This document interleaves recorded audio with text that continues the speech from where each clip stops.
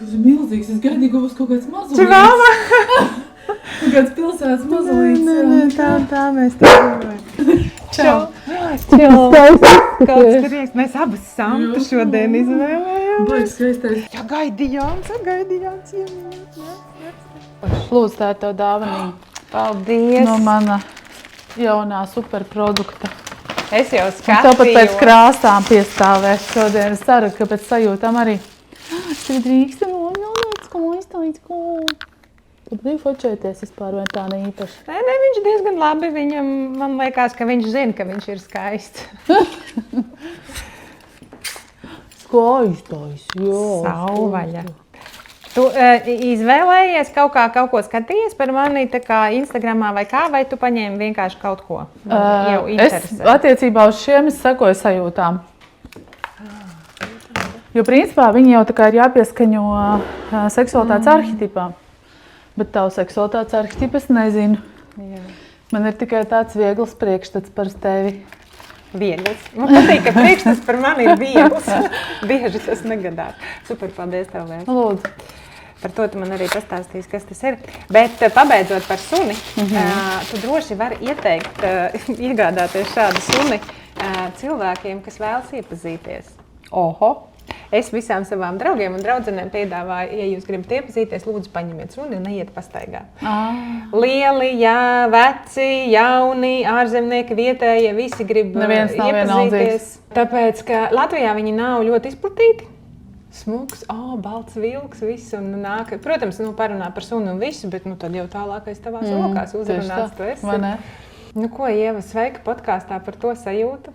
Mūsu tēmas ir ļoti, ļoti tuvas. Sinhronas pat varētu teikt. Jā, un tas arī ir mērķis šodien par to parunāt, jo, kad es sapratu, cik ļoti tas sasaucās, un es līdz galam nesaprotu, kas ir vista, kas ir ola.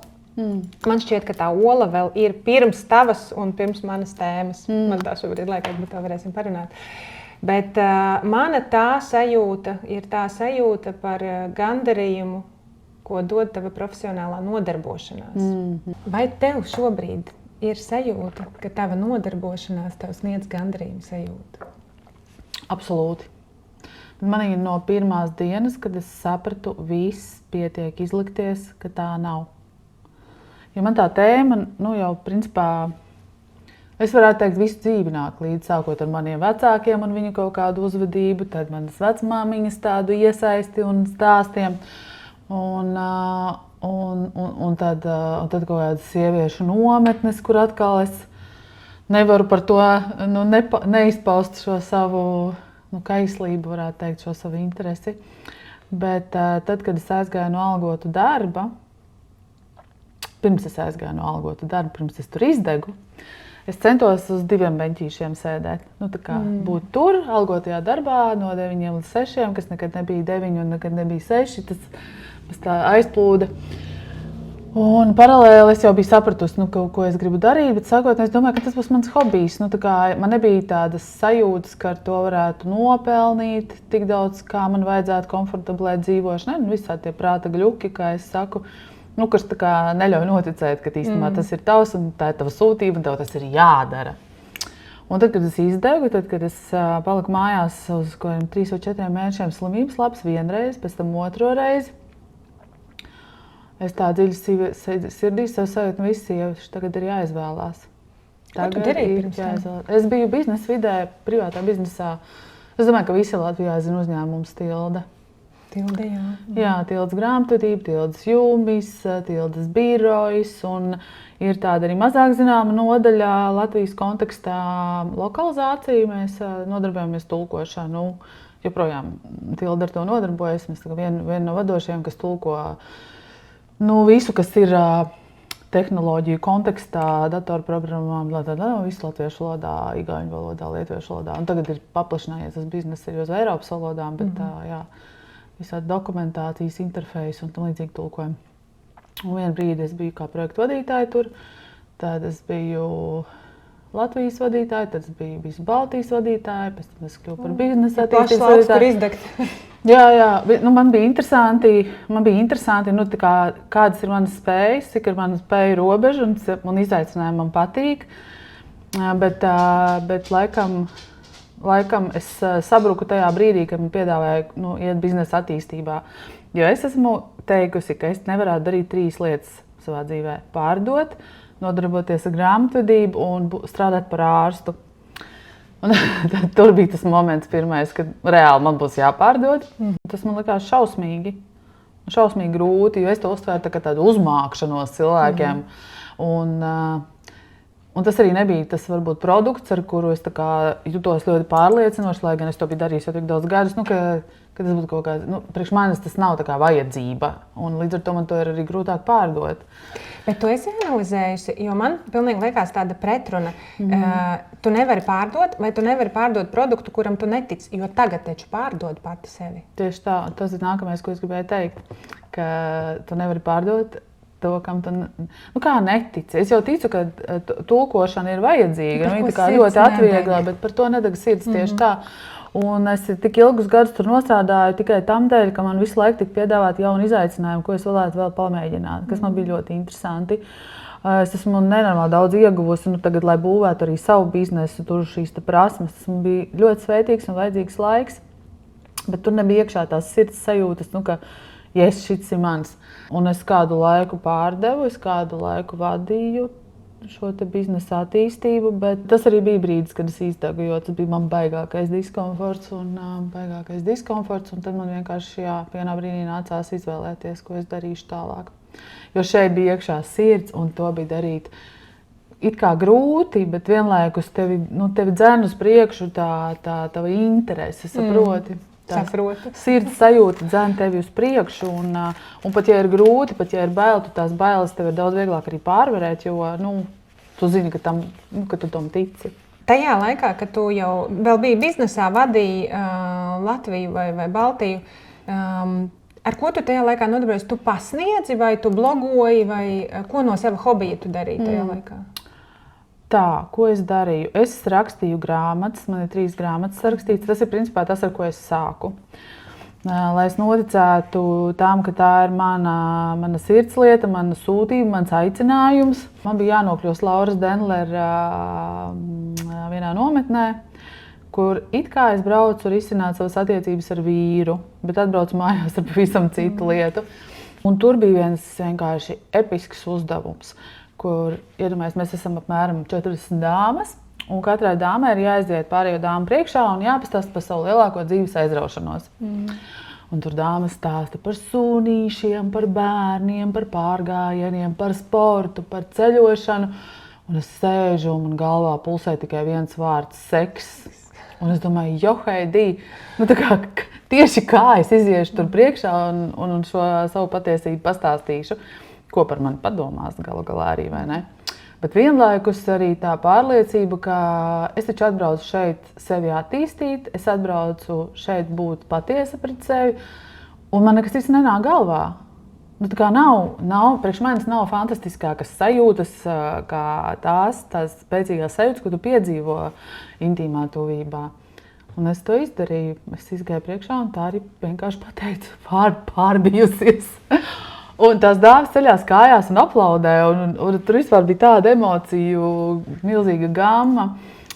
Mēs pēc tam ilgi runājāmies, un viņas mani tā kā mudināja iet tālāk tajā visā un sākt rakstīt beidzot, jo mans vīrs vienmēr bija teicis, ka man ir tik īpaša iztēle, ka to noteikti vajag likt uz papīra un kaut kur vismaz kādā blogā rakstīt, jo tā kā tu to dari, tā nedara neviens cits, un noteikti būtu interesanti, bet man likās, tas jau tikai mans vīrs, un var arī neticēt tam, ko viņš saka. Un šīs dāmas man izaicināja uzrakstīt pirmo erotisko stāstu. Es viņu uzrakstīju. Bet turpat nometnē? Nē. Man vēl bija jānopriest. Es domāju, ka viņas tevi izaicināja, tev bija jāuzraksta un jānoprezentē. Jā, tieši tā arī bija. Bet mums bija vienošanās par datumu, līdz kuram es to izdarīšu. Un tas bija, man liekas, nometne bija augustā un vienošanās bija kaut oktobri. Un es un iekšā tā vilkme ir, bet tu jau nezini pat ar ko sākt. Vienu rītu tu apsēdies, otru rītu, visu laiku galvā tā doma tevi principā moka. Un tad es sapratu, ka jāsāk ir ar to, kas ir vienkārši. No rīta es jau vakarā biju nolikusi blociņu, pildspalvu, no rīta piesēdos ar kafiju un burtiski aizvaru acis ciet, un tomēr pirmais teikums, kas nāk, būs īstais. Un tā arī tas sākās. Es to pirmo teikumu uzliku, un tad vairs nevarēju apstāties. Tas sanāca patiešām skaists, jo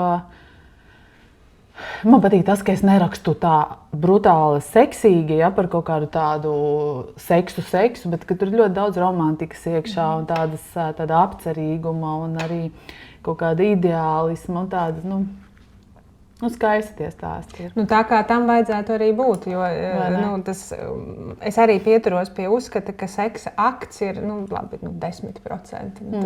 Viss pārējais seks ir pavisam kaut kas cits, par ko mēs arī šodien runāsim, jo tā libido tēma man ļoti patika. Man šķiet, ka tas bija Induls Paičs, kurš deva to salīdzinājumu, ka libido ir vajadzība pieteikt sevi. Man likās, skaistāk nevar pateikt. Pieteikt sevi. Un mēs piesakām sevi, un tad ir tava tēma, un mana tēma, un ir seks, un ir karjera, un ir rakstīt, ir dejot, ir dziedāt, ir radīt, glaznot, slaucīt ielu, ja vajag. Absolūti, pilnīgi piekrītu arī šim apgalvojumam.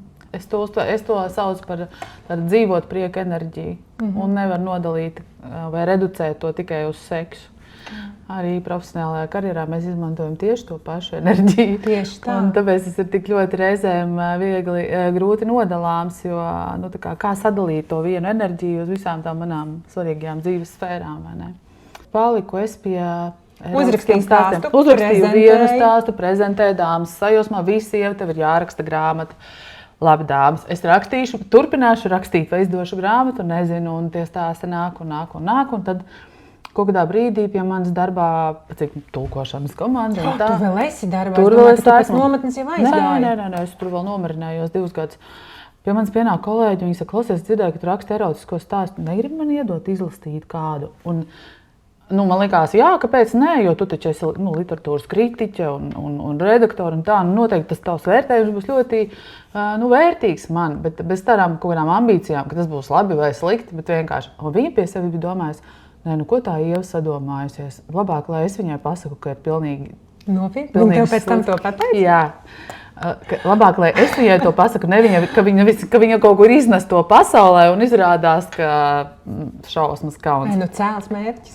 Vai ne? Jā, es uz viņu par to absolūti neļaunojos. Tā ir normāla reakcija, it īpaši no redaktora un literatūras kritiķa puses, vai ne? Bet viņi to izdarīja tik maigā veidā un tik nemanāmi, bet interesantākais bija tas, ka viņi atnāca pie manis atpakaļ un teica, bļāviens, Ieva, tas ir tik skaisti, obligāti izdod tos stāstus. Un tad es ieguvu vēl vienu pierādījumu tam, ka man ir jāiet tālāk, un tad nākamais pie manis pienāk cita darba kolēģi. Un saka, klausies, vispār man te vienā izdevniecībā ir vadītājs zināms. Možda tu viņam joka pēc aizsūti kādu stāstniņu, ja sanāk, ka viņš ir gatavs tevi izdot. Es aizsūtīju, viņš man pēc 3 dienām zvana un saka, vēl. Jā, es gribu, darām, izdodam.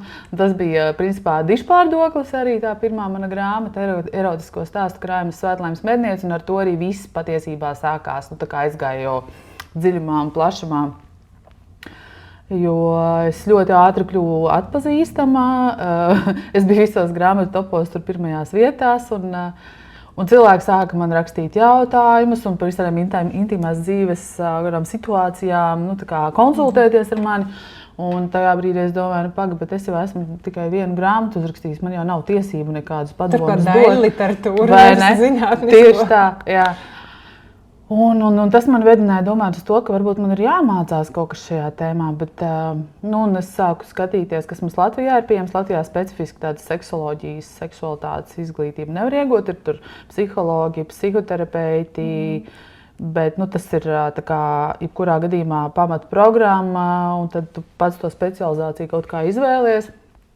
Un pētot ārzemju resursus, atklāju, ka ir seksualitātes coachings. Un likās, wow, tas ir kaut kas tā kā priekš manis, nevis, ka es rakņājos tai pagātnē un ar to ilgi tur cīnos un dīloju, bet ka, ir šī situācija, šī realitāte, ko es praktiski varu darīt, lai to izmainītu. Un cik es esmu tāds praktisks darbošanās, man patīk arī ātrs rezultāts, domāju, šis man ir vajadzīgs. Un es sāku mācīties par coachu. 2 gadu laikā Latvijā izmācījos par coachu, pēc tam es aizgāju mācīties Amerikā, vēl specifiski par seksualitātes coachingu un visu, un tad es sāku konsultēt. Un tad es sāku konsultēt, sākumā, protams, tā bikli un pamazām, jo īpaši tāpēc, ka es strādāju taču biznesa vidē un nedod Dievs kāds uzzinās, ka es te par seksu kaučoju, ja, nu galvā vēl visādi tie uzstādījumi tādi, ko tu drīksti, ko tu nedrīksti, un tas arī papildus to grūtumu radīja, nu, darīt kā vienu tā otru darbu, jo reizēm bija tā, ka es daru savu darbu pusdienas laikā, es paņemu kādu klientu coachingā, un tad es atkal atgriežos tajā darbā, nu, tur bija baigā putra. Nu, jā, un tad es izdegu, un tad es arī izvēlējos aiziet pilnīgā tādā nezināmajā. Es pēc tam vēl biju tikko izšķīrusies, es arī nezināju vispār, kā es izdzīvošu, kas notiks, es nezināju, bet es paļāvos, ka būs baigi forši. Un ir, jā, es tiešām esmu labā vietā, un es jūtos ļoti, ļoti labi. Man arī liels prieks, ka tu par to runā, jo es runāju arī ar savu kolēģi supervizoru. Un es teicu, Klau, šī tēma ir jāceļ. Viņa ir ļoti, ļoti svarīga, jo patiesībā, protams, mēs varam runāt par to, kas jau notiek darbā un karjerā, uzņēmumos, profesijā, bet ļoti bieži tā nesakārtotā, es pat neteiktu seksuālā tēma, bet šī neizzinātā seksualitāte, viņa bremzē. Jo, ja tu nezini, ko tu gribi, kas tev patīk, šeit, kas tev ir vistuvākais, tavs ķermenis, tavas sajūtas, tavas emocijas, vai tu vari pieņemt lēmumu, kas tev dara darbā, karjerā, kas manā ieskatā ir nākamais solis. Apgriežot to otrādi, tu nezini savas robežas, tu nezini savas sajūtas. Nu, ko tev dod, tam tu piekrīti. Tu neesi pieradis tā kā runāt. Un viņi saka, jā, es tev piekrītu, man šī tēma arī ļoti interesē, bet es nezinu, kā par to runāt, nesabojājot savu reputāciju.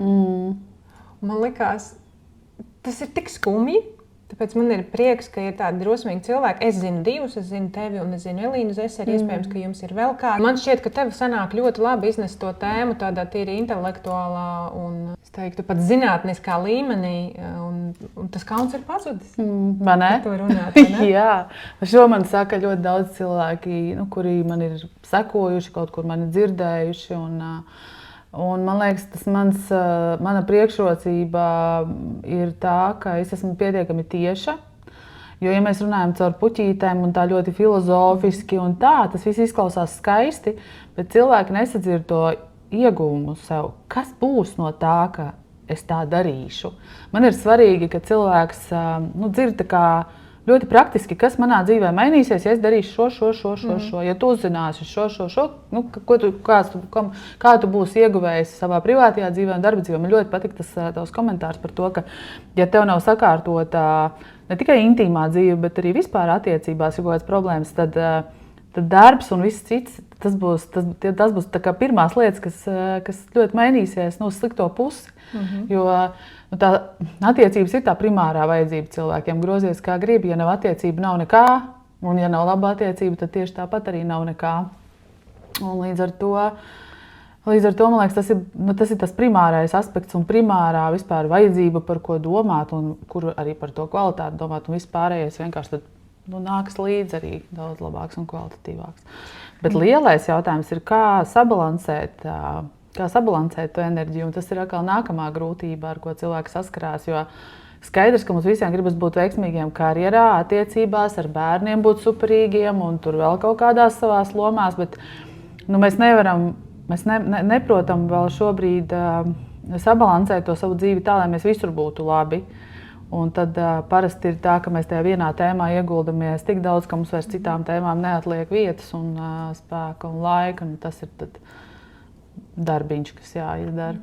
Divas lietas runājot par attiecībām. Es piekrītu, ka attiecības ir visa pamatā. Man šķiet, ka gan intīmās, gan profesionālās dzīves kontekstā ir ļoti svarīgi sakārtot savas attiecības ar sevi. Un tāpēc es tev jautāšu arī šodien gan par šīm vērtībām, gan robežām, kā saprast sevi un kur mēs varam novilkt tās paralēles, izzināt seksualitāti, izzināt profesionālo jomu. Bet par to balansēšanu man zina, kāda metafora ļoti patīk. Bērniem ir tāda rotaļlieta, ka tur ir tāds tīkliņš un iekšā ir tāda mīksta bumba. Un tad, kad tu viņu saspiedi, tad viņš pa kaut kādu caurumiņu nāk ārā. Un tad tas balanss slēpjas tajā, ka viņa jau patiesībā ir diezgan homogēna tā bumba. Ja tu kaut kur saspiedīsi, kaut kas ciet, tad tev galvenais visu laiku ir kustēties. Jo libido jau ir par ko?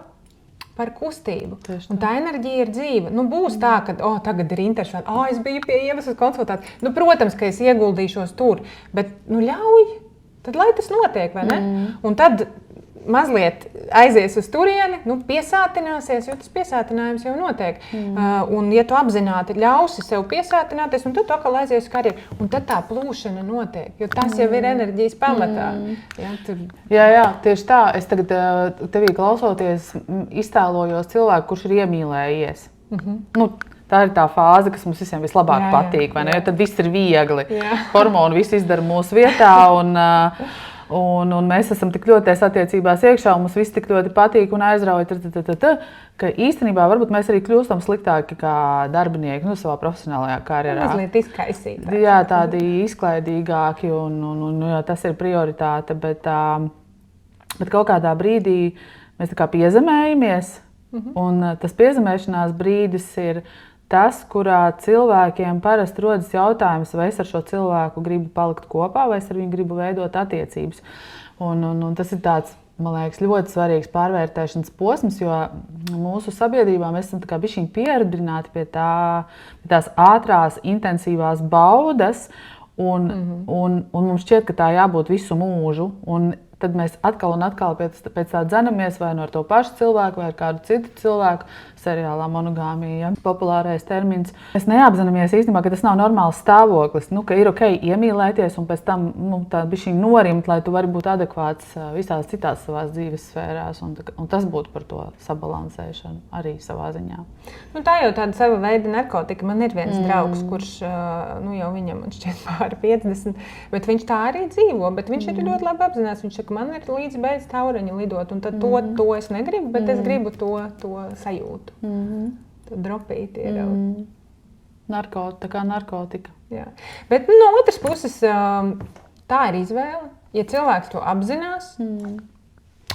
Jā, svarīgs vārds šeit ir apzinās. Jo manā praksē, protams, nonāk lielākoties tie cilvēki, kuri to neapzinās. Līdz šim. Un tad meklē, kur ir problēma, jā, kāpēc tā ir, ka man vairs nav tā intensīvā seksa ar savu sievu vai savu vīru, kāpēc es viņu vairs negribu tik bieži, kāpēc es viņu vairs neiekāroju, kāpēc viņš nav interesants, kāpēc es viņu kritizēju. Jā, tas pats, kāpēc man vairs nav interesanti iet uz darbu. Tāpēc, ka sākumā viss ir interesanti, jauni cilvēki, jauna vieta, jauni uzdevumi. Precīzi tas pats, un tad tu sāc darbā meklēt jaunus izaicinājumus. Jā. Jā, mēs ļoti labi pietuvojāmies šīm te paralēlēm, intīmā, profesionālā. Dodamies Ieva uz studiju, un tad tur mēs to visu arī izrunāsim. Aiziet. Sveiks, klausītāji! Es esmu Līga Pauliņa, juriste, vadītāja, supervizora un šī podkāsta autore. Es interesējos par cilvēkiem, kas meklē vai jau ir atraduši nodarbošanos, kas sniedz gandarījumu sajūtu. Mēs runājam par bailēm, šķēršļiem, iespējām un drosmīgiem lēmumiem.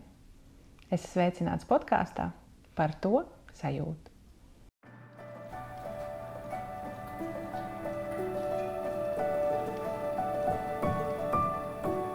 Šodien pie manis ciemos ir Ieva Meņģele, certificēta seksualitātes un attiecību konsultante. Ieva, es tevi aicināju, tad, kad es sapratu, cik mūsu tēmas ir tuvas, cik mūsu meklējumi gan seksualitātes jomā, gan profesionālās attīstības jomā ir, es pat teiktu, vienādi, kurus vada viena un tā pat enerģija. Un tas ir libido. Vai tu no sava skatu punkta vari izstāstīt, kā tu saviem klientiem stāsti, kas ir libido, ko tas mums nozīmē, kā to kustināt, visu parunāt to? Paldies tev, Līga, vispirms par uzaicinājumu. Es nekad nebūtu domājis, ka es nonākšu ar savu tēmu profesionālās attīstības podkāstā, bet tas vien ir apliecinājums tam, ka patiešām šīs tēmas ir ļoti līdzīgas. Un kā es ar savu draudzeni, kurai ir savukārt zīmola stāstniece, kā mēs vienojāmies, ka tas viss ir par dzīves baudu un jaudu. Un baudu un jaudu dod šī libido enerģija. Es to saucu par dzīvot prieka vai dzīves prieka enerģiju. Un ikreiz, kad mums dzīvē ir kādi izaicinājumi, sarežģījumi, veselībā vai attiecībās vai kaut kur ģimenē, profesionāli tā skaitā, tad šī libido enerģija ir tāds lakmus papīrītis, kurš tev pats pirmais parādīs, ka hei, ir nepieciešamas pārmaiņas. Bet, diemžēl, cilvēki lielākoties to ignorē. Un lielākoties cilvēki arī nedomā, ka tā ir viena enerģija. Bet tā tiešām ir viena enerģija, par to esmu pilnīgi pārliecināta. Un jautājums ir tikai, kā katrs cilvēks to sadala plus mīnus līdzvērtīgi visās savās dzīves jomās. Un viena var otru papildināt, viena var otru iedvesmot, un viena otru var arī bišķiņ čakarēt, ja tā drīkst teikt. Pieņemsim, ja tu būsi profesionālajā jomā pārstrādājies, izdedzis vai neapmierināts ar darba vietu, kurā tu esi, vai tev varbūt biznesā ir kāda krīze un neveicās, tad visticamāk arī tā seksuālā vēlme būs mazāk iespējama, viņa būs mazāk gribēta un lielākoties. Un it īpaši sievietēm. Vīriešiem varbūt arī citādāk, ka tādā veidā viņi tad seksuāli izlādējoties, izlādē to neapmierinātību biznesu, tā arī var būt. Bet sievietēm, man liekas, vairāk ir tas, kā es teiktu, vienos vārtos, ka ja man profesionāli es nejūtos labi, tad arī libido ir tas, kurš cieš. Un tas pats ar fiziskām, veselības problēmām, ar garīgo veselību, ar vispār mūsu emocijām. Jebkurā no šīm sfērām libido būs pats pirmais, kas parādīs, ka ir vajadzīgs pārmaiņas. Man savulaik terapeits teica, tas arī bija, es neteiktu kaut kāds pagrieziena punkts, bet man ļoti palika prātā. Viņš saka, vai tu zini, kur satiekās sievietes, kuras nav seksuāli sasniegušas piepildījumu? Es saku, nezinu, kaut kādā sieviešu ballītē. Es domāju, kur viņas atnūguši klaču rītā, vai kur viņas satiekās? Viņš saka, ne, viņas satiekās onkoloģijas slimnīcā. Es domāju, wow, šis ir tā kā bez jokiem. Un man savukārt tas tāds, tur gan bija pagrieziena punkts, notika man šķiet pirms jau 4 gadiem. Es biju supervizoru vienā pasākumā un mums piedāvāja metodi, īstenībā ļoti brīnišķīga metode, viņa saucās Cīrihas resursu modelis, kad tu izvēlies vienu no fotogrāfijām, kuru tu saskati metaforiski, kā vienu no savām superspējām. Un tad tu pats ar to neko nedari, bet tad ir grupa cilvēku un viņi tev stāsta, ko viņi saskata tajā bildē. Un es speciāli paņēmu to bildi. Tā bilde ir šī. Un es viņu izvēlējos pilnīgi neapzināti. Man tur bija gan debesu skrāpji un cilvēki tur svaru žālē un mammas un viss, ko tu vari iedomāties. Un staigājot tām bildēm, šī bija pirmā, uz ko es paskatījos. Un tajā reizē es sapratu, ka mana seksualitāte ir mana superspēja. Jo tikai tajos rītos, kad es pamostos un es jūtos, es to saucu, jūtos seksīgi. Seksīgi nevis tāpēc, ka es tur gribu seksu, bet tā ir tāda vēlme iet ārā no mājas, vēlme smaidīt, vēlme darīt, jebko, iznest miskasti no rīta. Bet tur ir tāds drives iekšā. Es sapratu, ka tā ir mana superspēja, bet tā ir superspēja pilnīgi mums visiem. Absolūti. Un paldies, ka to tik skaisti pateici. Es labprāt to pierakstītu kā citātu kādam no saviem Instagram ierakstiem, ka seksualitāte ir superspēja, jo īstenībā, man liekas, lielākā daļa cilvēku tā nedomā un uzskata to joprojām par tādu tabū tēmu un tēmu, par kuru nedrīkst runāt. Tu nedrīkst, it īpaši sieviete, nedrīkst sevi seksuāli varbūt tik ļoti brīvi izpaust kā vīrietis. Mums pat no bērnības meitenes tiek vairāk kauninātas par to, kā viņas jau kā mazas meitnieces izpaužās arī kā seksuālas būtnes. Un vīriešiem savukārt šo ierobežojumu nav. Līdz ar to ir bišķiņ negodīgi mēs tos bērnus audzinām. Bet nekas, mēs katrs varam nonākt līdz šai sajūtai savā ceļā, terapijās un visādi citādi dzīves ceļā, līdz tiešām tā pārliecībai, ka seksualitāte ir superspēja. Es to uztveru kā tādu iekāri uz dzīvi. Un to var dabūt gatavu tikai tad, ja tev ir labsajūta visās savās svarīgākajās dzīves sfērās. Fiziskā veselība, emocijas, arī hormonālā sistēma un vīde, apstākļi, kuros es dzīvoju. Un tie ir tie 4 pamatvaļi. uz ko, kā man mācīja Amerikas seksualitātes koču skolā, ka tie 4 vaļi, uz kā balstās cilvēka dzīve un cilvēka seksuālā labsajūta. Un tad ir vērts. Kas ir tie 4 vaļi? Varam viņus nosaukt? Tātad, jā, fiziskā veselība, emocionālā veselība, tad vide, kurā es dzīvoju, vai angliski tā saucās tā enerģētika, kādā tu dzīvo. Tie var būt gan mājas apstākļi, gan darba apstākļi, profesionālā dzīve, tāpat tās. Ja, viss no šī. Un 4. ir, viņi to atsevišķi izdala hormonālā sistēma. Respektīvi, ka hormonālās sistēmas, kaut kādi izaicinājumi, izmaiņas, tie ļoti ātri parādīs arī to ietekmi uz seksuālo labsajūtu. Man ir viena laba draudzene, kura saka, ka libido ir vēlme mīlēties ar dzīvi. Man ļoti patīk. Ļoti skaisti teikts, jā. Un atkal jau tā var būt tā mūsu augstākā vēlme tā sevi piedzīvot. Tas ir arī tāds, savā ziņā pārējošs laiks. Mums ir jāļauj savu reizi piedzīvot to, ka šobrīd es atpūšos no tās savas mīlēšanās ar dzīvi, ka es ļauju sev atpūsties, es ļauju pēc atpūtas sev atkal iepazīt sevi kaut kā citādāk pa jaunam, es ļauju sev eksperimentēt un es tad atkal ļaujos, ja atgūstu spēkus, būt šajos piedzīvojumos un tajā iekārē pret dzīvi un šajā lielajā mīlestībā pret dzīvi. Tā kā, ar to es gribu pateikt, ka nav tāda konstanta sajūta jau nevar būt. Mums nevienam tāda ļoti līdzenā, tikai un vienīgi iekārojoša, uzbudinoša sajūta par dzīvi. Mēs diezgan ātri nomirtu, ja mēs tā dzīvotu tādā konstantā uzbudinājumā.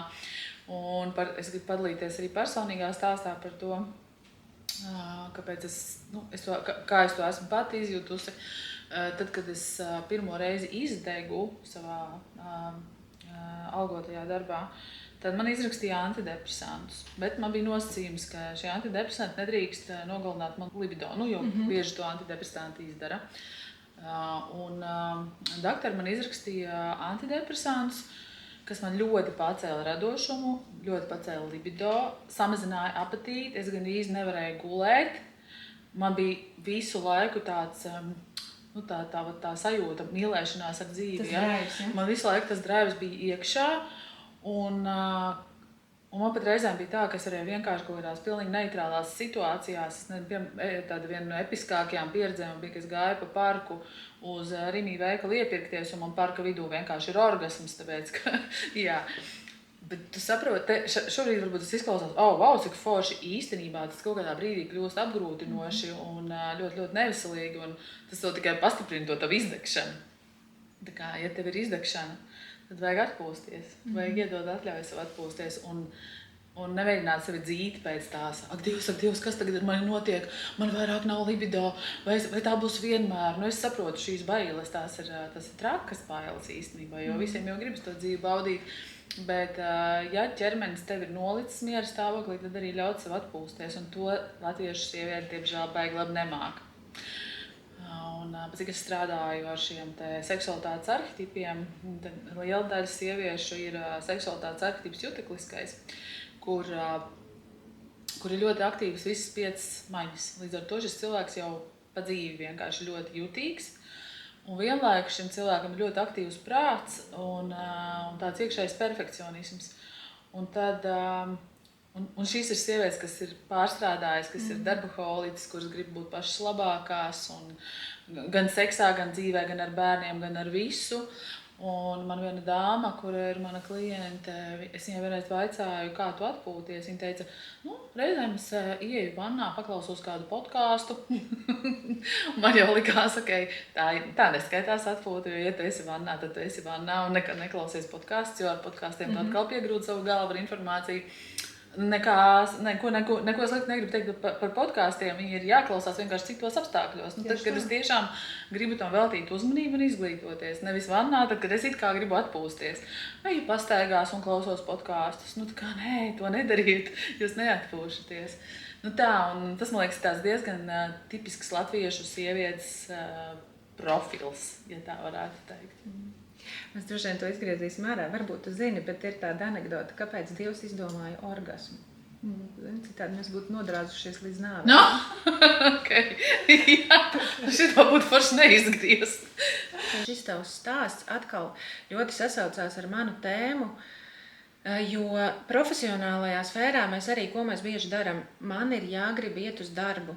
Jo mamma teica, ka ir jāmācās, tētis visu mūžu strādāja, mēs atkal sekojam tiem pašiem nosacījumiem, kas ir grāmatā, kas ir mācīti, tā darīja vecāki, vai mēs uzskatām, ka tā vajag darīt. Un, ja tu neesi gatavs karjeras lecienam vai pārmaiņām, vai ļaut sev atpūsties, vai eksperimentēt, kas būtu jādara, tad kas man patīk, ka pētot sevi, tu vari turpināt strādāt kaut arī nemīlamā darbā vai mazliet mīlamā. Papēti savas sajūtas. Kas tev patīk, kas tev nepatīk, kas tev dod draivu, kas tev nedod, jo kas notiek? Mēs jau runājam, tā viss ir sistēma. Tad, kad es iemācos, ka man patīk šāda lieta, es varu par šo parunāt ar savu partneri, viņš mani dzird, es varu paprasīt, kas man patīk. Es aizēju uz darbu, paterns jau paliek. Kāpēc? Savā ķermenī es tā kā regulēju to, kas man patīk, savā darbā es vienkārši daru to, ko man liek. Un tu iemācies sekot tam pašam paternam un darīt to pašu, tāpēc man tas likās arī ļoti līdzīgi. Zini, mums kouču vidū ir tāds teiciens, tā kā tu mīlējies, tā tu dzīvo. Un attiecīgi no tā var izdarīt ļoti daudz secinājumus, arī kontekstā ar šo. Nu, ja. Ja tu būsi tāds rotaļīgs, atvērts gan sev, gan arī otram cilvēkam pieņemt to, ka viņš ir tāds un es esmu citādāks un tas ir ok, un ka runāt par to ir ok un darīt to ir ok. Un vēl man nepatīk tas teiciens, ka saka, es par seksu nerunāju, seksu daru. Nu, tieši kā tu viņu var izdarīt kvalitatīvi, ja tu par to nerunā. Un tieši tas pats ir arī profesionālajā jomā. Ja es nerunāšu par to, kas man sāp, kas man traucē, kas man nepatīk, kas man izaicina, tracina, kas man liek negribēt iet uz darbu, neviens darba devējs jau nenolasīs to no tavām lūpām vai acīm. Var nojaust, ka ir kaut kāda neapmierinātība, bet neviens jau negrib šīs neērtās sajūtas, un kamēr tu pats nesadūšosies un nesākšu šo sarunu, tikmēr nekā arī nebūs. Un attiecībās tieši tāpat. Kas tad ir sliktākais, kas var notikt, ja es atklāšos un būšu ievainojams? Parasti mēs esam tikai ieguvēji, jo pat tās neērtās sajūtas un reizēm sanāk pat balsī bļaustīties iespējams, bet viņas jau aizved tik un tā tālāk. Tas ir uz attīstību, jebkura krīze ir uz attīstību. Un tik kopš es to apzinos, man ir arī daudz vieglāk kaut kādus drosmīgus soļus spērt, arī caur to baidīšanos, arī caur to kaut kādu neziņu. Vienkārši spērt to soli, jo es zinu, ka tur būs labāk, ja reiz man tāda ideja ir atnākusi vai tāda sajūta. Ir sliktas lietas, kas var notikt abējādi. Man pašai bija saruna savulaik ar partneri, kad es atklājos un teicu, ka es nevaru vairs šo darbu darīt, ka es jūtu, ka es vienkārši, angliski saka, it's killing me, latviski mēs tā nesakam, bet tiešām es jūtu, ka es zaudēju, paliek sliktāk, un viņš saka, neizdomā, tev taču par to maksā labu algu. Klasika, šī ir klasika, man liekas, ka... Jā, un pieņemsim, tad, kad tu attiecībās vai seksā sastopies ar partneri, kad tu saki, es gribētu šādi, un tev saka, normāls sievietes neko tādu negrib. Tas ir, varbūt ne sliktākais, kas var notikt, bet tas prasa ļoti lielu uzdrīkstēšanos. Pēc tam vispār par to runāt, un otrs, neiedzīvoties tajā viltvārdī, ka tev liekas, droši vien tavs klients daudz par to runā, ka es jau neesmu normāla.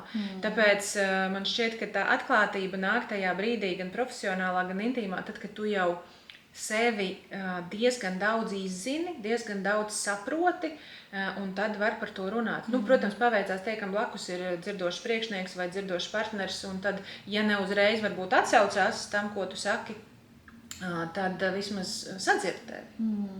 Un vienlaikus, ja partneris vai darba devējs tevi nav gatavs sadzirdēt, tad vai ir vērts pie šāda partnera un pie šāda darba devēja palikt?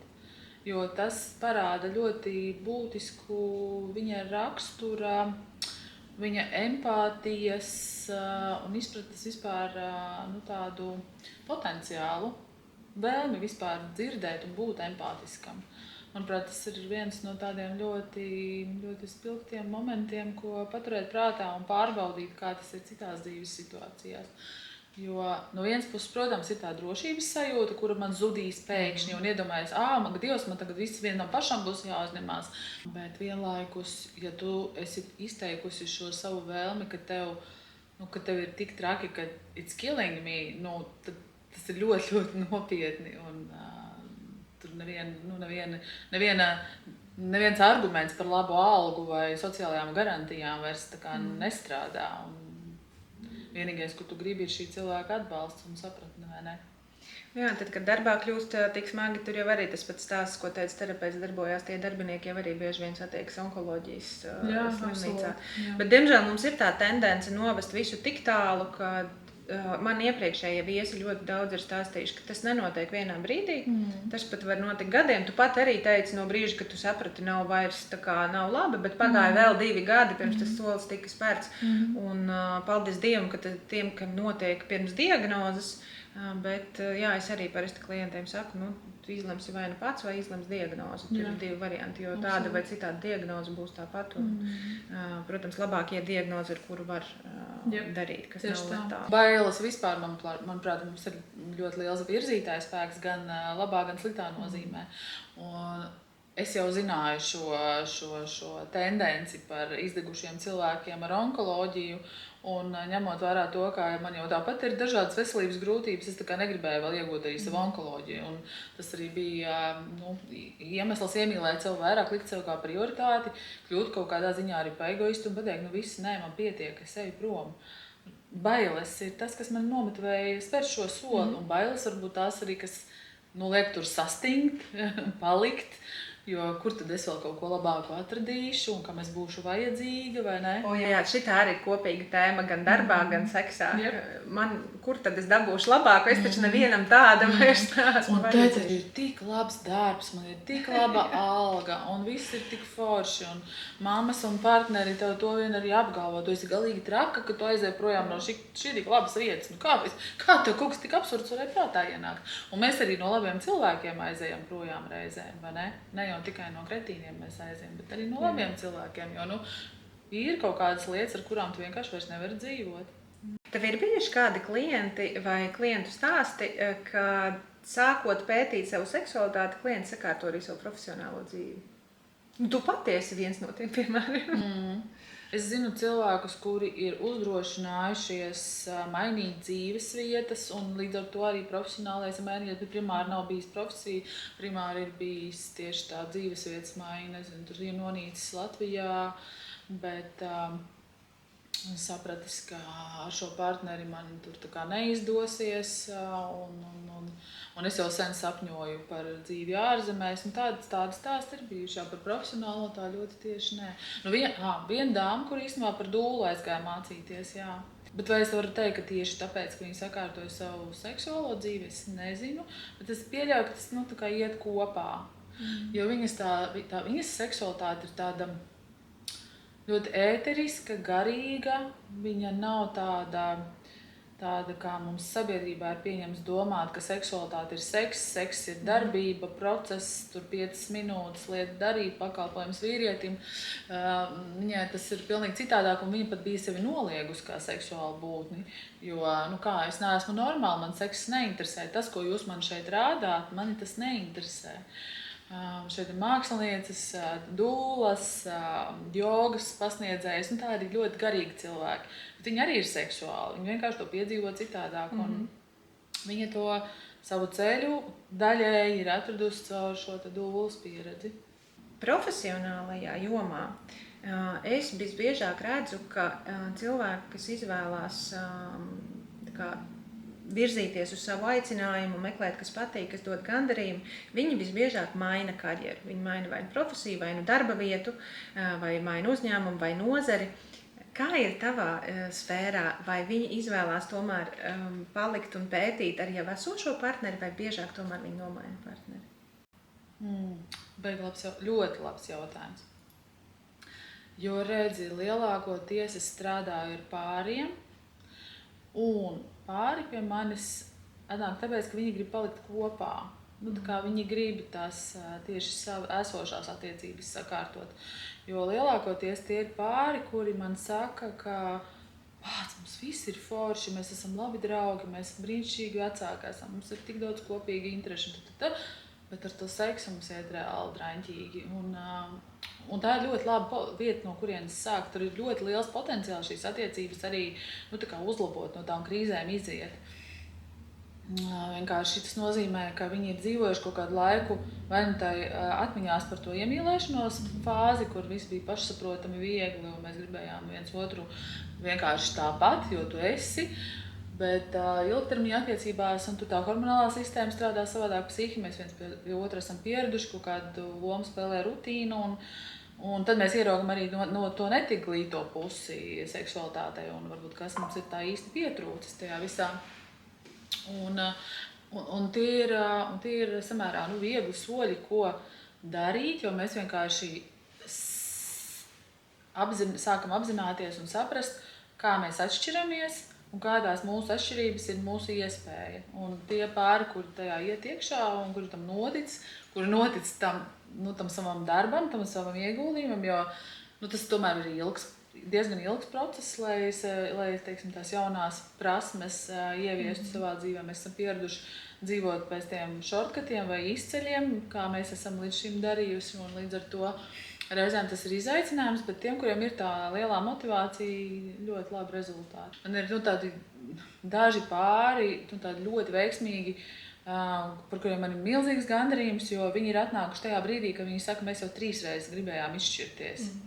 Bet mēs arī saprotam, ka mums ir tik forši citādā ziņā kopā, ka varbūt mēs tomēr varam mēģināt. Un viņi ir ļoti motivēti, un tie, kas ir ļoti motivēti, tiem ir ļoti labi rezultāti. Un tieši tāpat kā profesionālajā karjerā arī, vai ne? Tu akcentēji ļoti labu lietu, un tas atšķir manā ieskatā veiksmīgu un ilgspējīgu uzņēmumu no citiem. Ka tad, kad darbinieks iet viens pats, viņš sevi pilnveido, viņš mācās, viņš meklē, viņš visticamāk aiziet prom. Bet tad, kad supervīzijā vai jebkādā citā konsultācijā nāk darba devējs ar darbinieku kopā, organizē apmācības, komandu coachings, kad darba devējs iet roku rokā, kad ir ļoti spēcīga personāla daļa, ka viņi saskata darbinieku stiprās puses, viņi nomaina viņiem gan komandas, gan citreiz, teiksim, manā uzņēmumā ir bijis tā, kad aiziet no sabiedriskajām attiecībām uz programmēšanu, aiziet no juristiem uz personāla daļu. Fantastiski. Bet ja darba devējs atsakās ignorēt to lietu, viņam liekas, es tevi noalgoju, viss tu piekriti man par šo algu strādāt, tu baznīcā pateici jā, viss tagad tā līdz nāve mūs šķirs. Tagad tas ir tavs pienākums. Tas ir pienākums, jā. Jā, ļoti līdzīgi. Un ir tādi pāri arī pie manis atnāk, kur viens ir tas partneris, kurš ir tāds pieprasošs, kuram šķiet, ka viņam vienkārši pienākās šī seksuālā tuvība, jo es taču tevi apprecēju, jo tu taču esi mana sieva, johaidī, un tos pienākums ir ar mani mīlēties. Un vienlaikus viņš arī jūtās, protams, atraidīts un nesaprasts, bet ļoti bieži tur iekšā ir tā agresīvā enerģija, bet kā man taču pienākās, tu taču teici baznīcā, jā. Bet tā ir tikai puspatiesība, vai ne? Tu droši vien nezini, man pirmā profesija ir jurists. Un es teiktu, ka šis ir atkal līguma jautājums. Jo redz, piemēram, darba devējs, viņš saka, man ir darbā apraksts, kuram izsmeļošāks, kuram nē. Un tu teici, ka tu no manis pēc 40 stundas nedēļā par šādu naudu. Es jau to arī gribu, bet tu jau gribi vairāk. Tu gribi man vakarā piezvanīt, tu gribi, lai es tur sirdī ielieku, lai es vēl kaut ko izdaru. Tāpēc mums visiem ir un citi darba devēja rīkojumi. Ja? Tu taču nevari visu ierakstīt līgumā. Pareizi. Baznīcā jau tev mācītājs arī nenolasīja pilnīgi visu. Un man šķiet, ka tā nesaprašanās, un arī darbā ir tas rozā periods. Ja? Viss ir kārtībā, man patīk, viss tik jautri un visas daru. Un nav jautājumu, vai ne? Jautājums sākās tad, kad tu no manis sāc prasīt vairāk, nekā es gribu dot.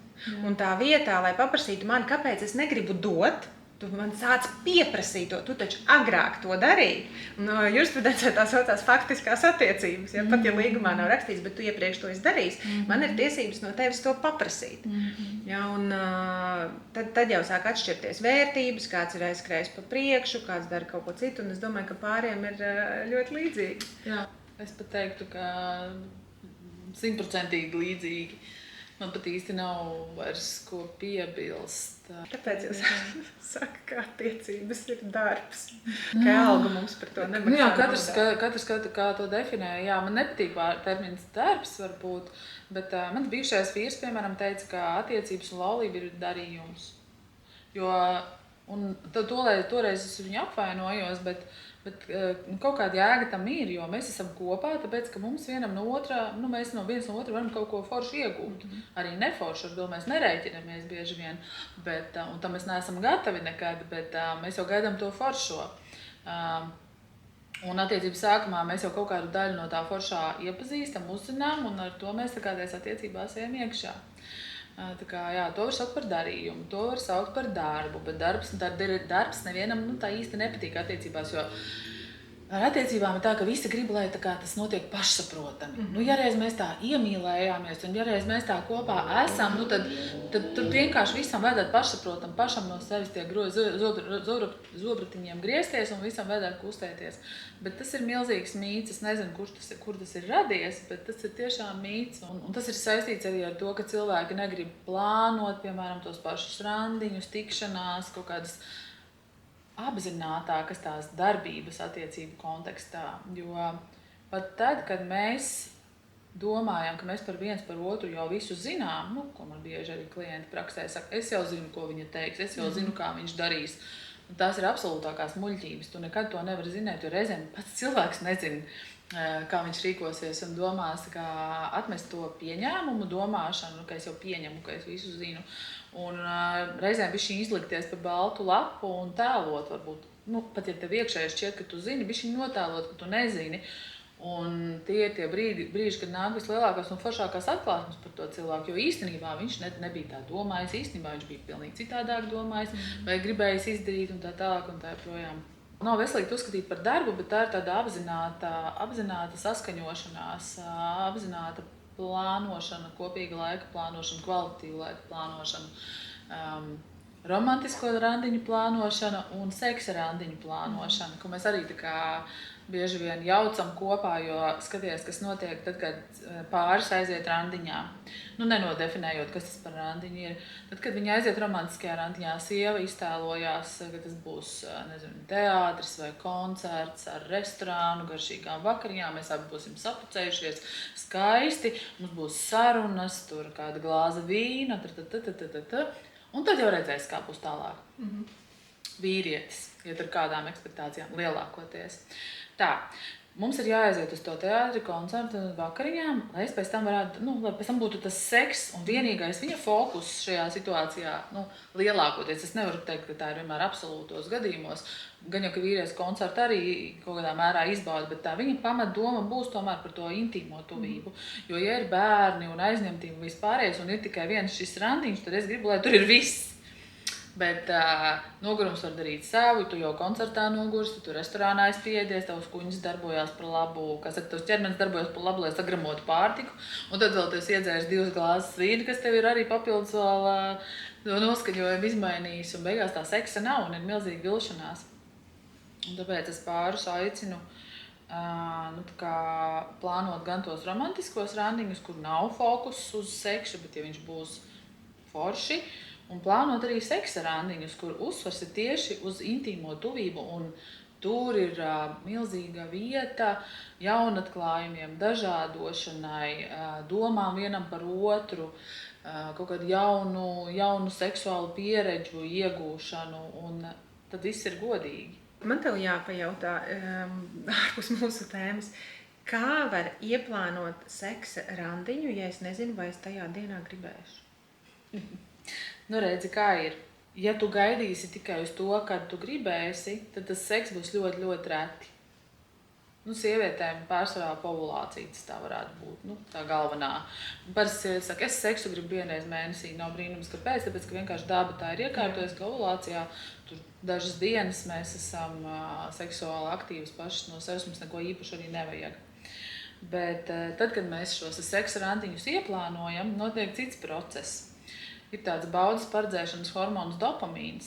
Un tad, kad mēs zinām, ka, piemēram, 25. aprīlī mums būs seksa randiņš, un viens no mums abiem, piemēram, ir atbildīgs par to, kāds tas randiņš būs, bet otrs neko par to nezina, tas baudas paredzēšanas hormons dopamīns jau sāk darboties, viņš jau sāk fantazēt, viņš jau sāk domāt idejas, ko es vilkšu mugurā, kā es tur uzvedīšos, nezinu, ko viņš man ir sagatavojis, varbūt tu mēģini viņu kaut kā tincināt, tur notiek visu laiku saruna un domas par to, un līdz ar to tu esi daudz gatavāka arī tam, kas tur varētu būt.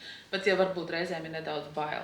Bet tāpēc man šķiet ļoti forši tas seksualitātes arhetīpu koncepts, jo viņš katram cilvēku tipam iedod tās vadlīnijas, kas ir tas svarīgākais, kam tur jābūt, un no kā šim cilvēkam varētu būt bail, un kas ir šī cilvēka ēnas aspekti, un arī praktiskas idejas, kuras šim cilvēkam var piedāvāt. Un kāpēc man šķiet svarīgi par šo runāt? Jo bieži vien, piemēram, dāmas pie manis atnāk uz konsultācijām un saka, es nezinu, ko lai es daru. Mans vīrs tik ļoti visu laiku uzstāv uz to seksu, un viņš tik ļoti cenšas, bet tas tik ļoti man nedara. Viņš man dāvina seksīgu veļu, viņš man dāvina dažādas seksa rotaļlietas, bet man vienkārši vēl vairāk seksu un negribās no tā visa.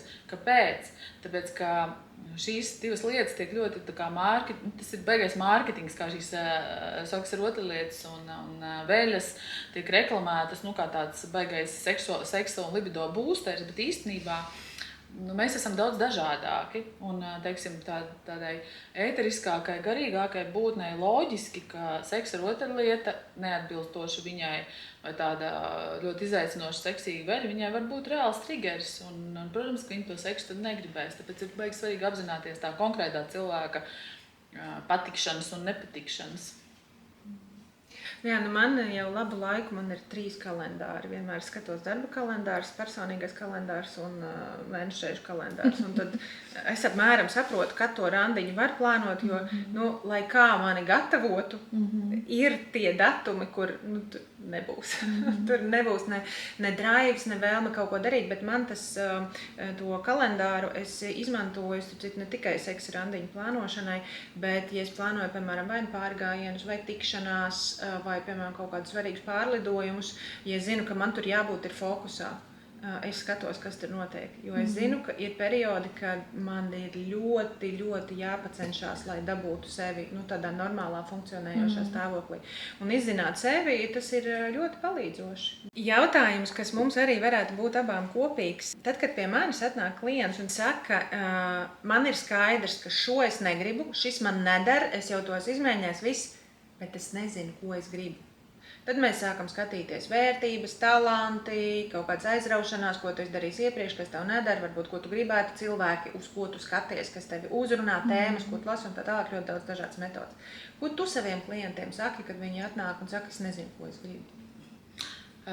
Kaut kas ļoti līdzīgs, tāpēc ir šis seksualitātes arhetipu koncepts, ar kura palīdzību izanalizējot tevi kā personību, ir iespējams saprast, kurš tad arhetips tu esi un kas ir tās tavas raksturīgākās vērtības, superspējas, ēnas aspekti un kā rūpēties par savu seksualitāti. Un tas parasti ļoti labi strādā. Tie arhetipi, tas ir kaut kas arī uz jungisko saistīts, jo viņam bija kaut kas pilnīgi cits. Jā. Tas ir amerikāņu seksologu Džaijas un viņas vīra kopīgi izstrādāts koncepts. Amerikāņu seksologi, tādu ar holistisku pieeju, es pie viņiem arī mācījos. Un viņi ir šī koncepta autori. Un tad viņi ir izveidojuši, viņi vienkārši 30 gadu garumā strādājot ar cilvēkiem un pamanot tādas likumsakarības, kas ir raksturīgas dažādiem cilvēkiem, likuši šīs likumsakarības kopā un tādā veidā ir izveidojies šis koncepts. Jā, cik ir arhetipi? 5. Kādi tie ir? Latviski es viņus esmu iztulkojusi kā, līdzīgi ir arī angliski, tur pāris atšķirās. Man bija svarīgi latviski adaptēt, es viņu arī vispār to konceptu esmu vairāk adaptējusi Latvijas cilvēkam, Latvijas publikai. Tātad ir enerģētiskais, par kuru es jau bišķiņ ieminējos, ir seksuālais. Tas ir seksuālais tips ir tas, kurš varbūt par kuru mēs domājam vispār par tādu, normālo vidējo seksuālo cilvēku, jo tu esi tāds kā seksuālais, tad ar tevi viss ir kārtībā, tie pārējie viss ir nenormāli. Tas ir vienkārši tā vulgāri izsakoties par to, kā mēs sabiedrībā domājam. Tad ir jutekliskais tips, ļoti daudz sievietes ir šajā tipā tieši, un neparastais tips, tas ir 4. un vēl kameleons. Un kameleons, es nezinu, vai man ir vērts šobrīd viņus raksturot. Man interesē, kāpēc viņš ir neparasts? Tas ir no angļu vārda kinky. Tas ir cilvēks, kuram varētu būt tādas savādas seksuālās vajadzības un vēlmes, bet vienlaikus viņas bieži vien arī nav nemaz tik savādas, viņam pašam tā šķiet. Par to tā ir tā galvenā ideja, ka tas obligāti nenozīmē kaut kāds BDSM un kink prakses. Tas var nozīmēt arī to, kā man, piemēram, privāti praksē viena sieviete bija, kur viņai vienkārši ir kauns no intīmas tuvības, kad vīrs viņai ir no aizmugures. Viņai reāli ir no tā kauns. Kaut kāds bloks viņai, kaut kāda dzīves pieredze, kas viņai licis to uztvert kā kaut ko kaunpilnu. Un vienlaikus, ļoti svarīgi piebilst, viņu tas uzbudina. Viņu uzbudina doma, ka tas tā varētu būt, bet vienlaikus viņi nevar tam ļauties īsti. Un tas ir par neparasto, un tur tas spektrs ir milzīgs. Un, protams, ka tur arī ir iekšā visi BDSM un kink cilvēki, bet pamatos tas ir vienkārši par manu personīgo tabū, manu personīgo kaunu. Un tad tas, ko mēs darām, mēs mācāmies normalizēt, pieņemt šo savu kaunu sajūtu, pamanīt viņu un izmantot tai savai seksuālajai labsajūtai, jo tur ir tieši tā lielā izaugsme, ka tu šo te kaunu pieņem un ka tu viņu uztver kā reālu bonusu savai seksualitātei. Sievietes Latvijā ir vairāk jutekliskās, vīrieši mums ir tie seksuālie vairāk. Šī brīža pieredze man tā rāda, ka nevar teikt nomācoši vairākums, bet vairums sieviešu ir jutekliskās un arī kameleoni. Jo kas ir raksturīgs kameleonu cilvēkiem, viņi ir no vienas puses viņi ārkārtīgi daudzpusīgi, tāpēc arī kameleons. Viņi ir ļoti mainīgi, bet viņi arī ir ļoti izdabājoši. Un latviešu sieviete bieži vien intīmā tuvībā ir gandrīz kā pakalpojums sniedzēja. Un reizēm viņai tas šķiet baigi forši un vietā, ir tīpaši attiecības sākumā.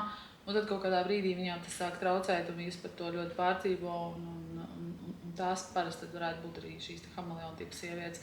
Bet es nevaru nekad uzminēt, kurš tips cilvēki būs. Man ir kaut kādas, varbūt, viņai sarunās vai viņa izturēšanās veidā. Es nolasu kaut ko no kāda konkrētā tipa, bet redz, kā ir, mūsos visos normāli vajadzētu būt visiem 5. Bet atkal ir stāsts par līdzsvaru, cik līdzsvarotu mums tie 5 ir iekšā. Un pārsvarā ir tā, ka 1 vai 2 ir dominējošie un pārējie ir kaut kādās mazās daļās. Un, piemēram, man ir pusi uz pusi, man ir kameleons un seksuālais. Un tie pārējie 2 tur ir tā, un jutekliskais man vispār tikai viens punkts no visa tā testa. Ja?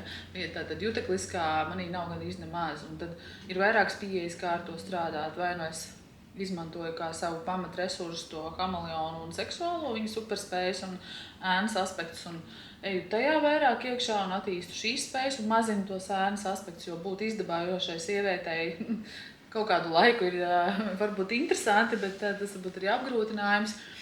Un otrs variants ir attīstīt tas, kas tev ir vismazāk attīstīts. Un, teiksim, man nevēlti iespējams ir iedots vīrs, kurš ir jutekliskais tips un tāds ļoti stipri izteikts jutekliskais tips. Un sākumā mums gāja varbūt grūtāk attiecībās dēļ tā, ka viņš ir jutekliskais tips, bet vienlaikus es esmu iemācījusies arī būt jutekliskāka.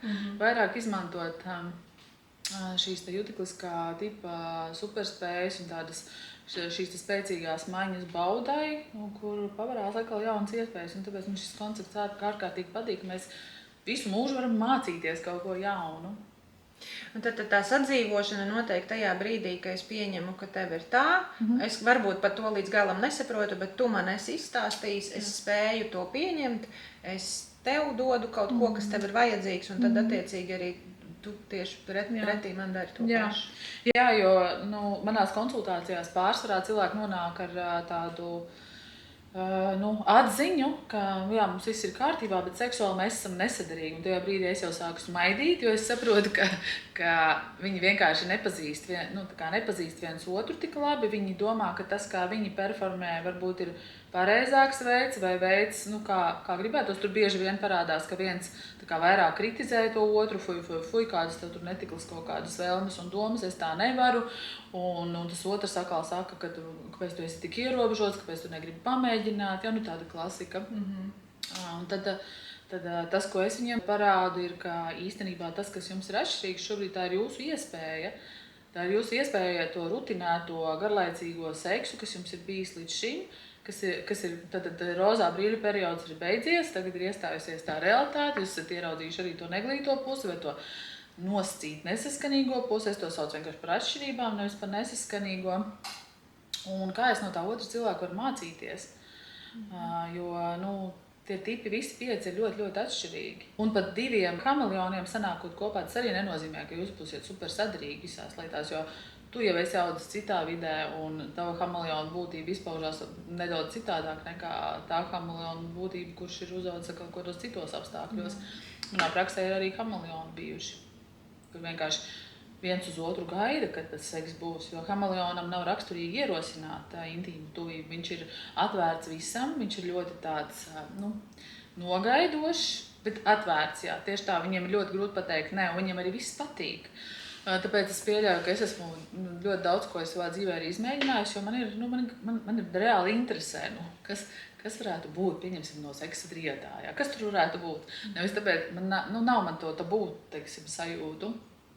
Bet vienlaikus es nekad nebūšu iniciators kaut kam tādam. Un tāpēc 2 kameleoniem esot attiecībās, viņi atnāk ar problēmu, ka mums vienkārši atkal viss ir forši, bet mums tā seksa vienkārši nav, jo mēs viens uz otru visu laiku gaidām, kad tad būs tas lielais uzrāviens un tā ballīte. Bet arī interesanti, jo man ir bijuši karjeras stāsti, kur ir cilvēki, kas skaidri zina, ko viņi grib, un viņi iet, un viņi meklē, viņi dara to. Un ir tādi pasīvāki cilvēki, kas viņi nezina, bet viņi ir tie, kas vienmēr atsaucas. Man māma atsūtīja sludinājumu, es dzirdēju rādio, teica to tā man viena meitene no datu analītiķa kļuva par gaisa satiksmes kontrolieri. Un tāpēc, kad dzirdēju aicinājumu rādio, ejam mācījies, wow, ejam, man nav ko darīt, ejam, daram. Vai arī, piemēram, man pašai bija līdzīgs stāsts, kas noteikti kādam arī karjerā varbūt notika, ka tu nemeklē darbu neko, bet tev atnāk un saka, man reku ir piedāvājums, es runāju ar savu draugu, viņš meklē tādu cilvēku, es sapratu, ka viņš meklē tevi. Es neko negribu, bet es aizgāju atsaucos un beigās pat izmantoju to piedāvājumu. Es to saucu par tādu atsaukšanos impulsu, jo pirms tu atsakies, tu vienmēr vari pateikt nē. Absolūti. Bet pirms tu atsakies, izej, parunā. Mums šķiet, ka ja mēs izrādam interesi, un pieņemsim arī darbā, ja man kaut ko palūdz, vai tu varētu izdarīt, un es saku, jā, ok, vai tu man vari pastāstīt vairāk, ļoti bieži tas tiek uztverts kā piekrišana. Un tas man šķiet ir tāds pašapzināšanās un robežu jautājums, ka tava izpēte nenozīmē tavu piekrišanu. Vai ne? Jā, absolūti. Piekrišana ir seksualitātes vēl viena tāda svarīga tēma, ko bieži vien mēs attiecībās ignorējam. Un te man prātā nāk viens ļoti foršs uzdevums, ko es parasti dodu pāriem, ka ir tāds saraksts ar kaut kādām seksa praksēm, un ir tabuliņa jā, varbūt nē. Un tā tad jā ir tā seksuālā aktivitāte, kurai es ļoti viegli varu piekrist, vai no es viņu pazīstu, vai tas vienkārši izklausās interesanti un man pieņemami. Un tad ir varbūt sadaļa, kur es drīkstu pateikt, piemēram, anālais seks, ja ir tāds ļoti ar tabū apvīts seks, kur sievietes praktiski automātiski un var pasaka nē. Bet tikpat labi varbūt tas ir varbūt, jo man vienkārši ir jāuzzina vairāk informācijas par to. Es nekad neesmu dzirdējusi, ka tas varbūt arī baudāmi.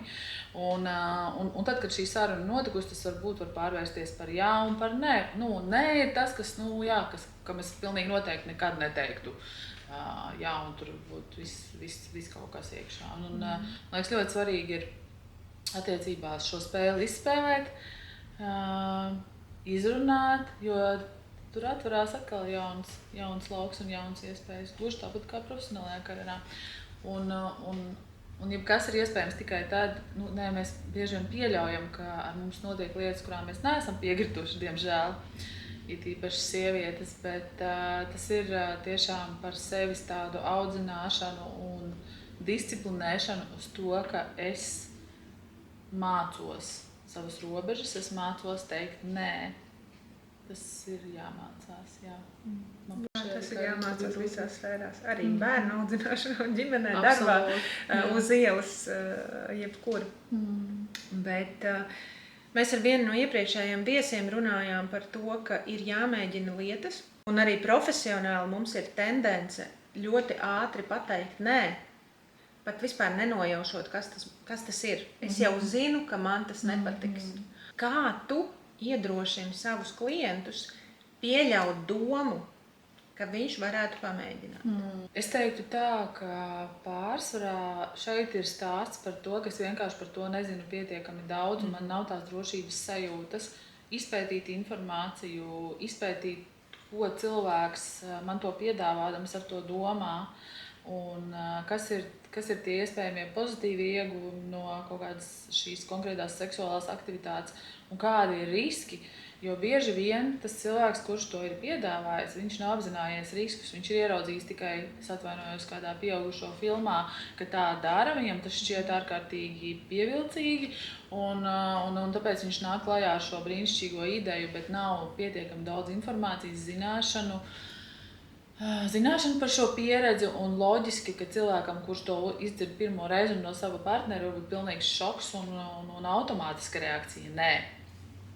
Ja šis nē nāk, tad aicinu atgriezties tomēr pie tā, ka mēs kopīgi izpētām, kas ir mūsu bailes, kas ir mūsu šaubas, kāda informācija mums trūks, lai to reāli varētu īstenot.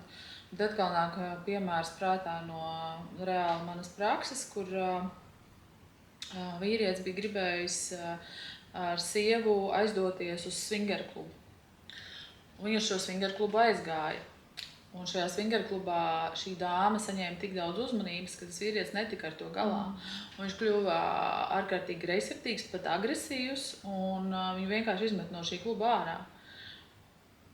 Bet parasti vīrieši par to domājot, iztēlojās, ka tā būs baigi foršā ballīte, kurā mēs abi varēsim mīlēties ar citiem cilvēkiem, un primāri es būšu tas galvenais varonis.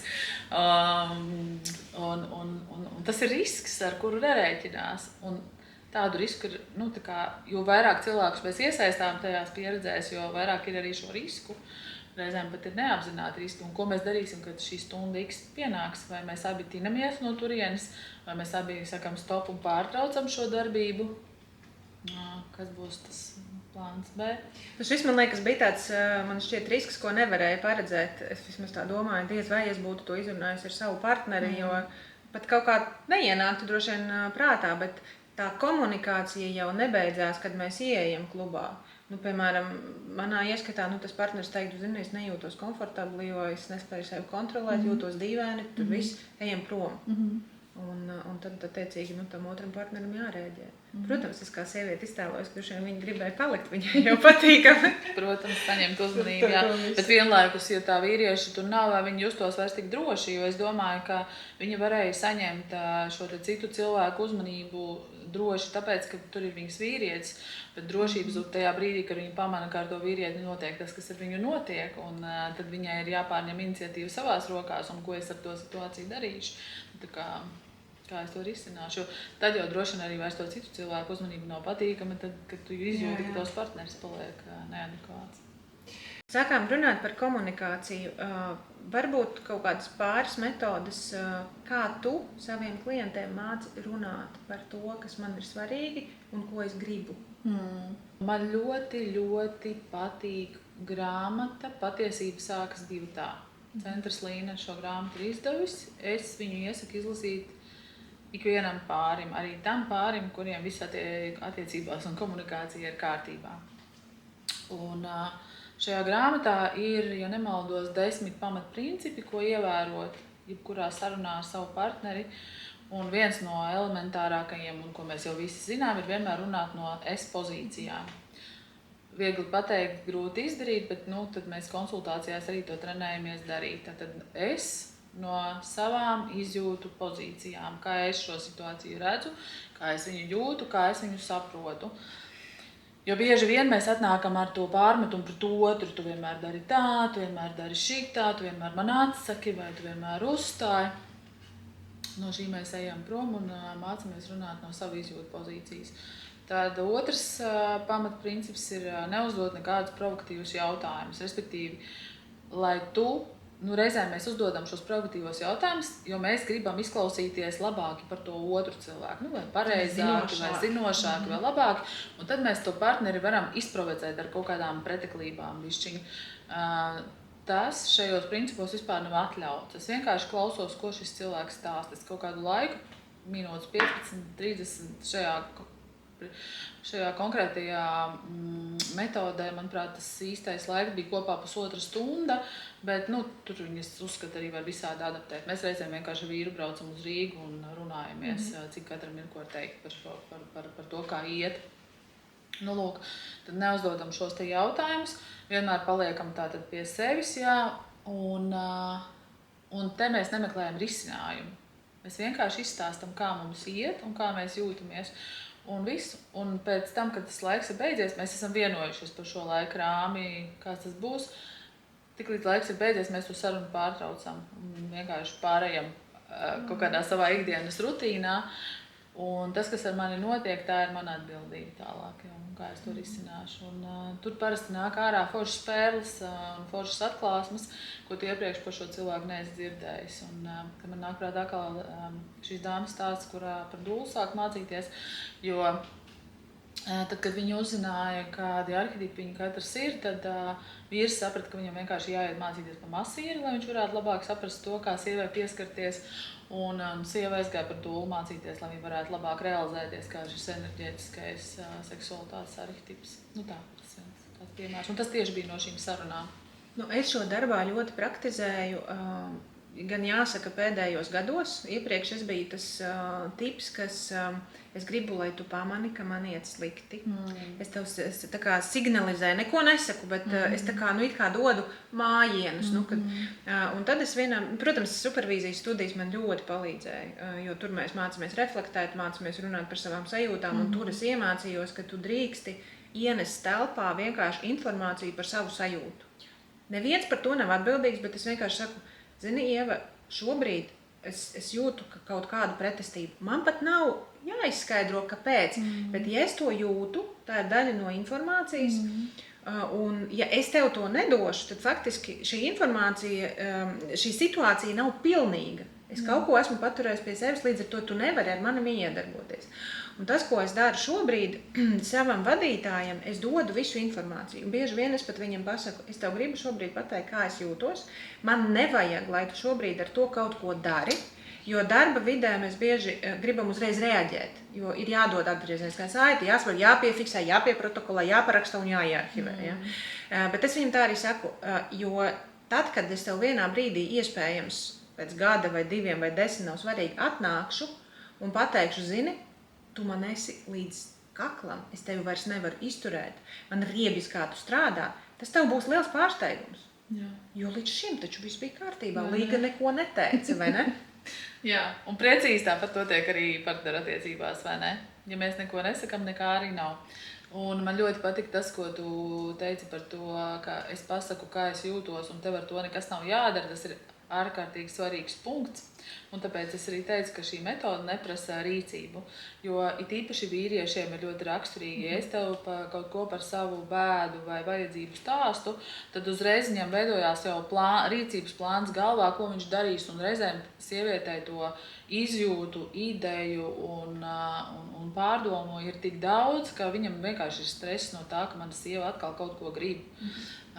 Jā, tāpēc ir ļoti svarīgi nokomunicēt to, ka es negaidu no tevis nekādu risinājumu, šobrīd es vienkārši gribu, lai tu mani uzklausi, vai gribu varbūt tavu viedokli, vai vienoties par šiem noteikumiem, kas būs no šīs sarunas. Es smaidu, jo mans partners nāk prāt. Viņam ir netikums, no kā mēs nevaram tikt vaļā. Viņš mani sāk mierināt. Būs jau labi, tu ar visu tiksi galā. Es zinu, es to zinu, man vajag vienkārši, lai tu esi ausis. Nē, mute nē, tikai ausis vienkārši lūdzu noklausies. Bet viņi saka, nē, viss nav jau tik traki, tev taču tā jau ir bijis. Un tas man atcita vēlmi dalīties. Es viņam saku, ja tu tā darīsi, es tev neko nestāstīšu. Jā, labi. Un bet, acīm redzot, tas ir viņa, jo viņš ļoti tiešām ir empātisks un cenšas palīdzēt. Un es saprotu, kāpēc viņš to dara. Bet tajā brīdī, kad es dalos, tas ir šausmīgi kaitinoši. Jo man negribas dzirdēt tajā brīdī tos vārdus, būs labi. Bet, protams, ka būs labi. Bet tad varbūt iespējams tev pirms tās konkrētās sarunas viņam jāpasaka, es tikai gribu iztukšot groziņu, lūdzu, nesaki man neko vairāk, tā kā lūdzu, nesaki man, ka viss būs labi. Tā es tikai, un strādā. Man liekas, ka tad viņš cieš. Es redzu, zini kā, tas ir tas brīdis, kad mutē ir ciet, bet, bet tas jau ir joks. It kā joks, bet no otras puses, kas ar tevi notiek šobrīd? Vai tev ir okei, ka man ir šāda vajadzība, jo to jau var vienmēr kaut kā pielāgot. Bet arī tā ir bijis, ka es nedalos, bet es pasaku, ka ir bijusi, piemēram, ir smaga diena, un es braukšu pie draudzenes, jo es zinu, ka tas, kā viņa mani uzklausīs, būs citādi. Jā, un, teiksim, atkal valkot paralēlis, jo, kas ir mūsu uzdevums šodien, arī darba vidē, nevienmēr tas ir jāizstāsta savam vadītājam. Ir labi dažreiz iesaistīt personāla daļu, izventilēties tur, vai arī darīt to trietā. Arī tādi gadījumi ir bijuši, un es pat bieži saviem kolēģiem, kad viņi atnāk ar kaut kādu konkrētu jautājumu, es saku, es tev ieteiktu šo jautājumu nekad nerunāt ar viņu 1-1.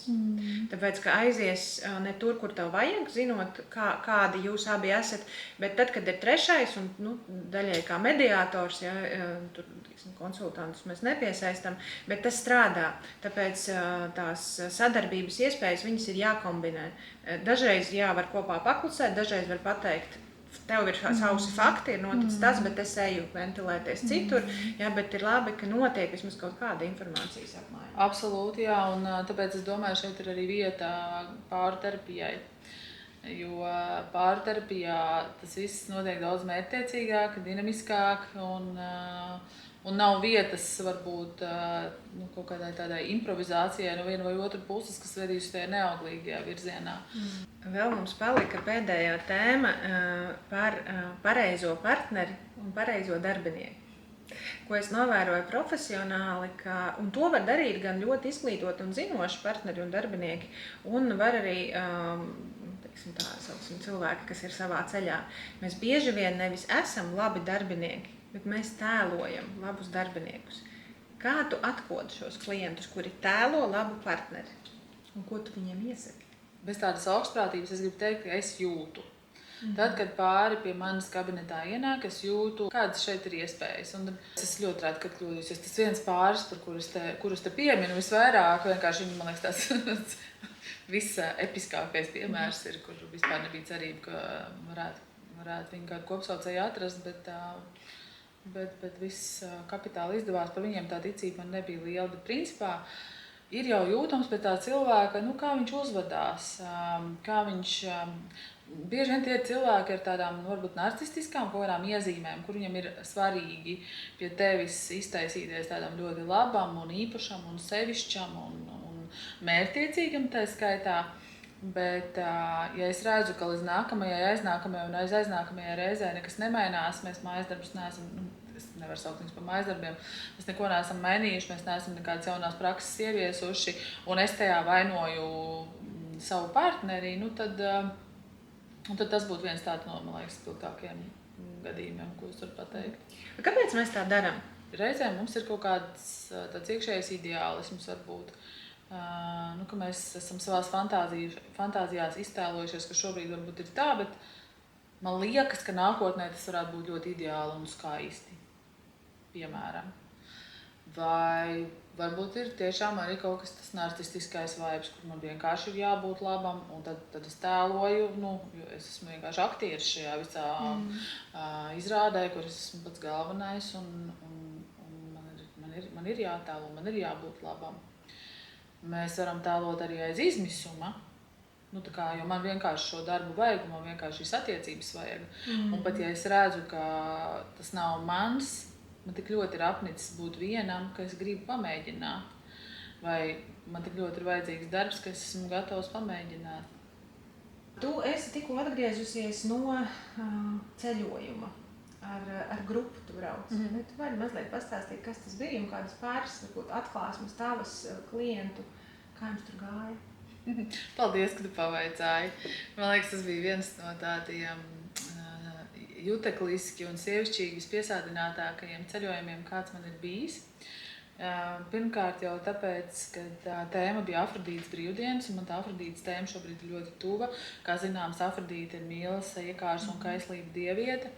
Mēs devāmies uz Afrodītes dzimteni, Kipru, kur viņa ir dzimusi no urāna, spermas un asinīm un arī jūras putām sajaukusi, iznākusi uz zemes, un mēs tajā vietā bijām, mēs tur peldējāmies. Respektīvi, tas viss bija tiešām uz tādām jutekliskām baudām orientēts ceļojums, un es tur biju arī kā pasniedzēja, kur es vienu dienu dāmām bija tāda meistarklasa, viņa nevarētu saukt par lekciju arī īstenē, tāds kā diskusiju sarunu diena, kur mēs tad attiecīgi stāstījām par to, kā mēs katrs sevi izjūtam, kā seksuāli būtnes, un tur mēs arī, man bija iespēja dāmām uzzināt savu šo seksualitātes arhetipu un sajust sevi šajā visā iekšā. Tur bija man līdz arī šie mani Afrodītes asargas, protams, tur ļoti labi iederējās,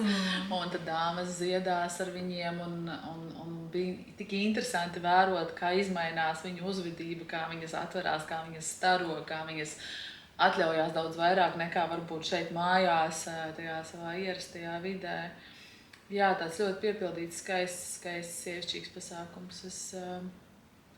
Es esmu bijis vairākos sieviešu tādos ceļojumos pasākumos, bet šis bija vienkārši pats labākais, ko es līdz šim esmu pieredzējis. Bet pasākuma mērķis ir vienkārši baudīt un piedzīvot.